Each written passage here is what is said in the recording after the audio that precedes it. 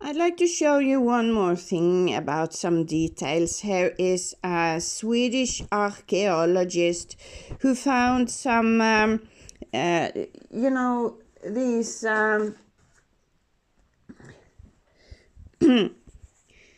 these brooches here.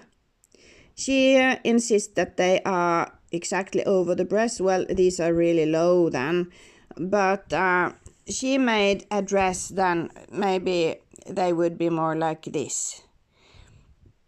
And other people think they are higher up like this. It depends on where you have the lining of the dress, If you have the lining under the breasts or over the breasts, you would put it accordingly.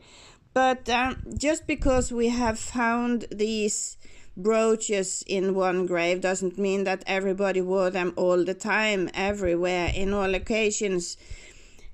Because in my opinion, they are quite impractical to use, because when you work, you bump into everything, and then it would be painful to have them in between whatever you bump into, the animals or whatever.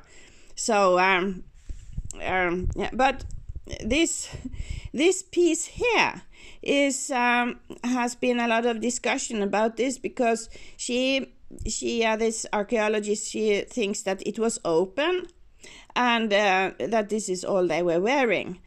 But actually, if you look at it in a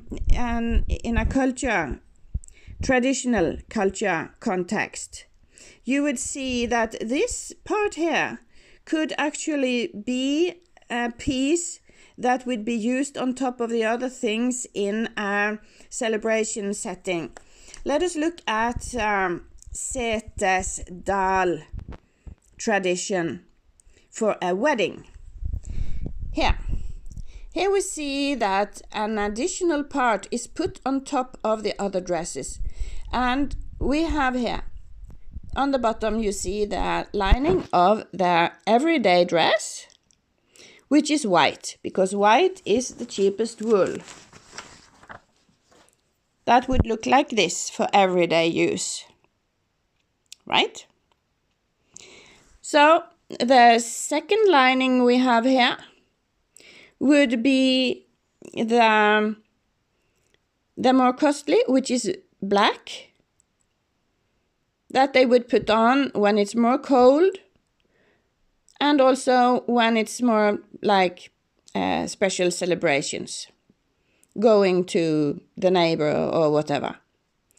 For weddings, they have a third one on top, which is red. You can see the red through the holes in the apron here. Some say that they actually had an apron on all the layers underneath all the dresses. Anyway, they have an apron here. And on top of the apron, they have this thing here, which is attached to some shoulder straps in this way.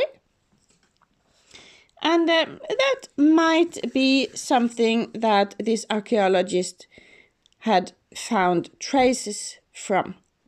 How long it would be, I don't know.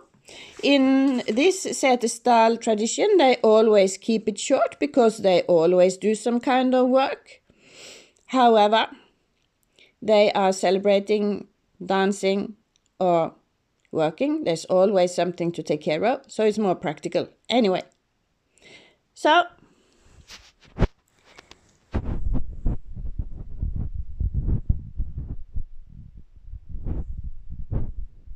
this is how they all dressed, with a lot of variations in what kind of belt they had, what kind of decorations they had, whether they had the lining over the breasts or under the breasts. Here is over the breasts, some have them on the breasts. So, but although it looks like it's closed, like the Viking dress, it has an opening here so you can open to breastfeed. It's not a big opening, it's not all the way down, it's just a little lock here. So, you see here. That's it. So please comment what you think, what you see, what you have found.